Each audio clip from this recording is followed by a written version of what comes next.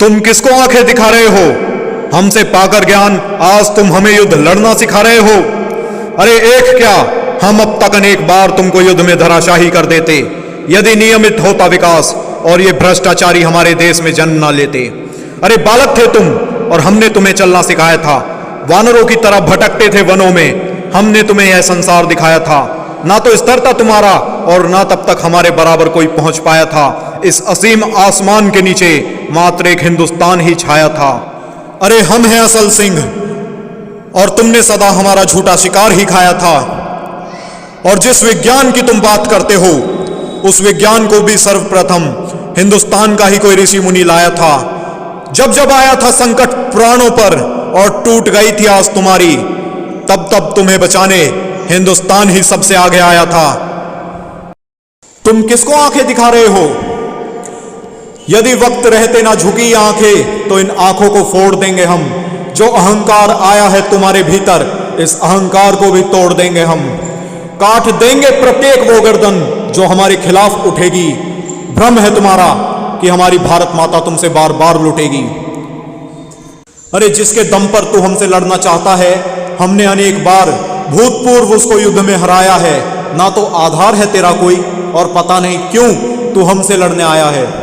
मत लड़, अन्यथा हिंदुस्तान तुझे कच्चा ही खा जाएगा। अरे मूर्ख, मिटा देगा भारत तेरा नक्शे से नाम और तेरी सरजमी पर मात्र एक हिंदुस्तान ही छा जाएगा। चल तुझे आज हमारे एक अजय योद्धा से परिचित करा रहा हूं। अपार क्रोध था जिसका और काट देता था अकेले ही लाखों गर्दन। मैं तो उससे साक्षात्कार तेरा मात्र अपने शब्दों में करा रहा हूं।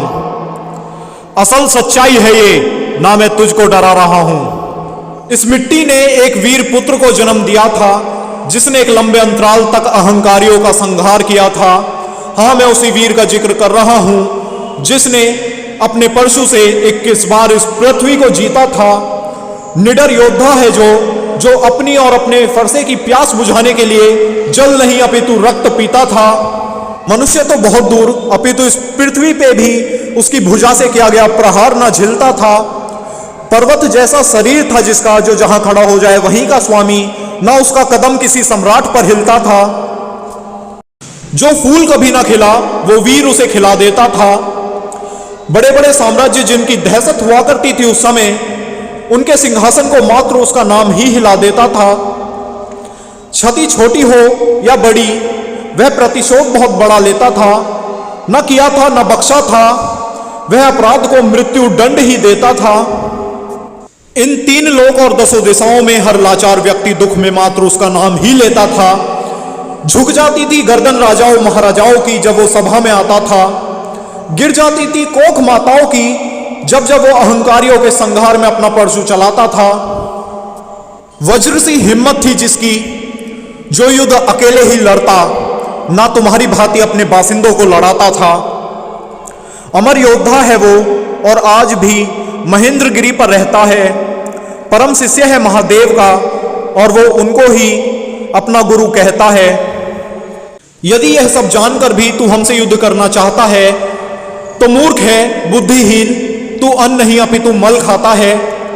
यदि तू युद्ध करना चाहता है तो शुरू कर, किंतु ध्यान रहे यह युद्ध अति घोर होगा। लौट आओ परशुराम, सभी दिशाओं में मात्र यही शोर होगा और आएगा वो और खत्म कर देगा तेरा अस्तित्व अपने परशु से, और हमारे प्रत्येक योद्धा के मस्तक पर मात्र विभोर होगा। जय हिंद, जय परशुराम। इस धरती की 10 दिशाओं में मात्र यही शोर होगा। हमें हमारे बुजुर्गों ने दी शस्त्र और शास्त्र की शिक्षा है। तू खूब पर फैला, ये वक्त की मोहल्लत हमारी तरफ से तेरे लिए भिक्षा है। न हमको इच्छा है किसी रहम की, मात्र एक परशुराम की प्रतीक्षा है। और वैसे तो उनके आशीष से हम तुझे स्वयं ही हरा देंगे। क्या होता है हिंदुस्तानी, तुझे यह आभास भी करा देंगे। हाँ, पहले भी राज करने की कोशिश की थी हम पर।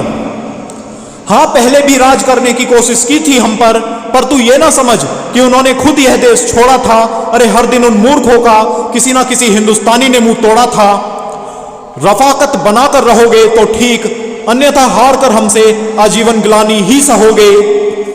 ये जान लो तुम कि नुमाइशों का दौर गया और अब अंजाम की बारी है। जो अड़ गया हिंदुस्तान तो दिशा दे सकता है एक अभूतपूर्व युद्ध को, यह बात जानती दुनिया सारी है। बाकी गर्दिश में घेर लेते हैं कुत्ते भी शेर को, अन्यथा कुत्तों पर शेर सदा से भारी है। तोहमत ना देना युद्ध की, क्योंकि यह युद्ध की फरियाद तुम्हारी है। यदि युद्ध हुआ तो भी और यदि युद्ध नहीं हुआ तो भी जीत तो हमारी है, अरे जीत तो निश्चित हमारी है।